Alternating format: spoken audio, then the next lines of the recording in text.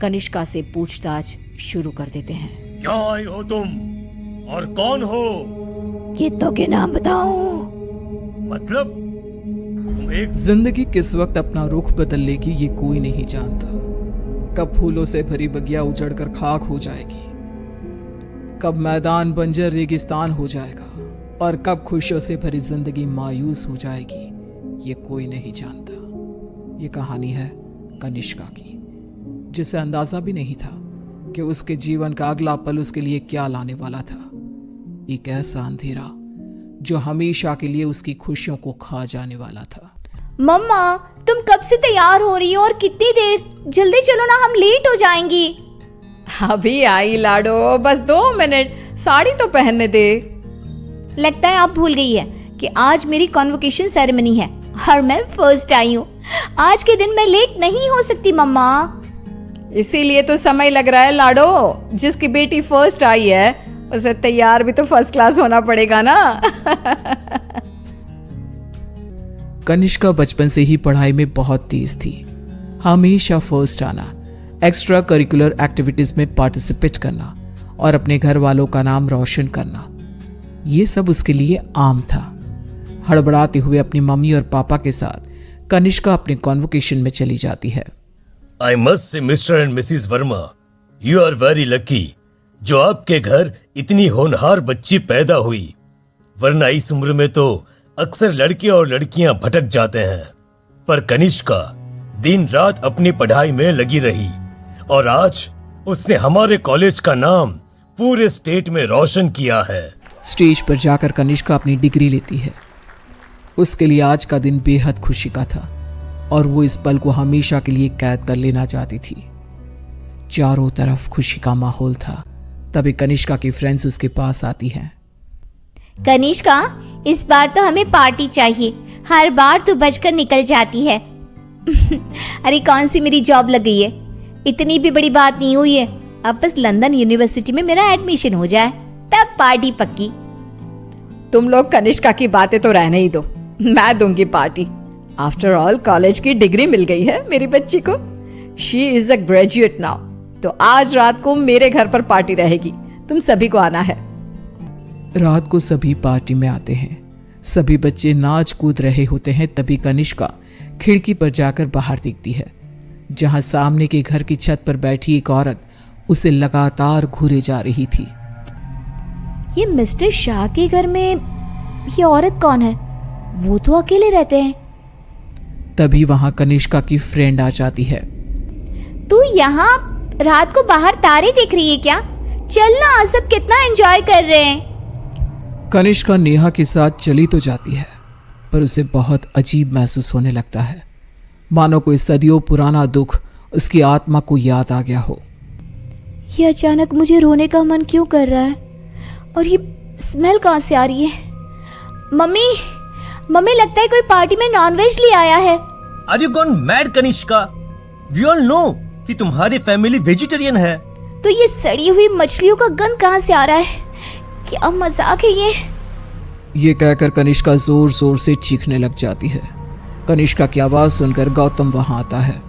Drama मत करो कनिष्का, बस इसी कारण से ही मैं पार्टी वार्टी पसंद नहीं करता।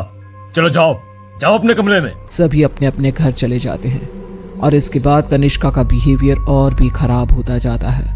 रात को 3 बजे अचानक उठकर कनिष्का दीवारों से बातें करने लगती है। उसकी आवाज सुनकर रीना भागते हुए आती है। अरे बेटा, इतनी रात को तुम यहाँ पर क्या कर रही हो? और दीवार को देखकर किससे बात कर रही हो लाडो? कोई नहीं है यहाँ। रीना कनिष्का को सीने से लगा लेती है। कनिष्का का शरीर बहुत गर्म था। रीना ये देखकर सोच में पड़ जाती है। आज तक मेरी बच्ची ने कभी ऐसा बिहेव नहीं किया, आज क्या हो गया है इसे? शाम तक तो बिल्कुल ठीक थी और अब अचानक इतना तेज बुखार। ये सब क्या हो रहा है? रीना भागकर थर्मोमीटर लाती है और कनिष्का का टेम्परेचर चेक करती है, पर उसका टेम्परेचर बिल्कुल नॉर्मल था। ऐसा कैसे हो सकता है? ये सब क्या हो रहा है? अचानक मेरी बेटी को किसकी नजर लग गई? रीना अपनी बेटी के साथ ही सो जाती है और अगली सुबह डॉक्टर को बुलाती है, पर डॉक्टर के टेस्ट के बाद भी सब कुछ नॉर्मल ही निकलता है। अब ये क्या नया लफड़ा आ गया है? एक और नया खर्चा। ये क्या कह रहे हैं आप? जब तक कनिष्का टॉपर थी तब तक आपकी बेटी थी, और आज बेचारी बच्ची तकलीफ में है तो ये सब कहने लगे आप? रीना और गौतम में बहस हो जाती है।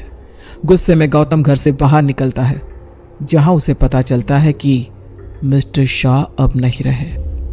वो घर आकर कनिष्का के पास बैठी रीना को इस बात की खबर देते हैं, जिसे सुनते ही अब तक सोई कनिष्का अचानक मुस्कुराने लगती है और भागती हुई अपनी अलमारी खोलती है और सारे सामान को बाहर बिखेर देती है। क्या ढूंढ रही है बेटा, मुझे बता लाडो। इतने में कनिष्का के हाथ कैंची लग जाती है, जिसे लेकर वो अपने सर के सारे बाल काटने लगती है। मिल गया मम्मा, मिल गया। ये क्या किया तूने?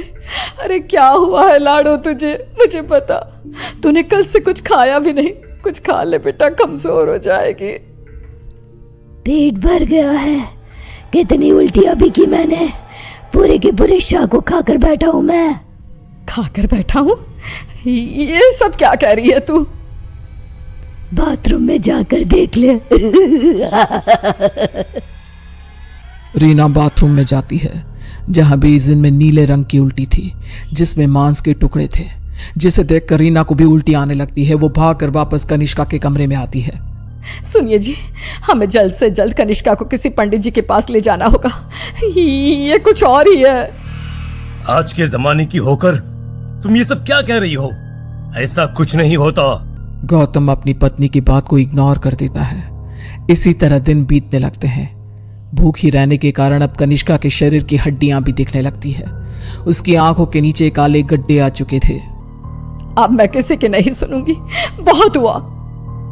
रीना अपनी जान पहचान के एक पंडित जी को अपने घर पर लेकर आती है, जो कनिष्का की हालत देखकर ही समझ जाते हैं। बच्ची की हालत बहुत खराब है, इसे मैं नहीं संभाल पाऊंगा।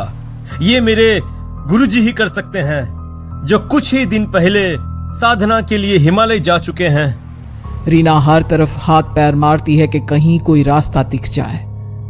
फिर उसे घोस्ट कैचर के बारे में पता चलता है। डूबते को तिनके का सहारा समझ रीना उनकी टीम को भी अपने घर पर बुला लेती है, और वो लोग कनिष्का से पूछताछ शुरू कर देते हैं। क्या आई हो तुम और कौन हो? कितनों के नाम बताऊं? मतलब तुम एक से ज्यादा हो, एक से ज्यादा हो इस लड़की के शरीर में। बताओ बताओ कितने हो? हम 42 प्रेत हैं। कनिष्का की बात सुन वहां मौजूद सब लोग हैरान रह जाते हैं। उसके शरीर में बसे इन प्रेतों को निकालना अब किसी के बस में नहीं रह गया था। उसी शाम कनिष्का की मृत्यु हो जाती है, जिसका सदमा रीना बर्दाश्त नहीं कर पाती और सब कुछ छोड़ अपनी बेटी के साथ हुए इस हादसे के पीछे की वजह का पता लगाने निकल पड़ती है।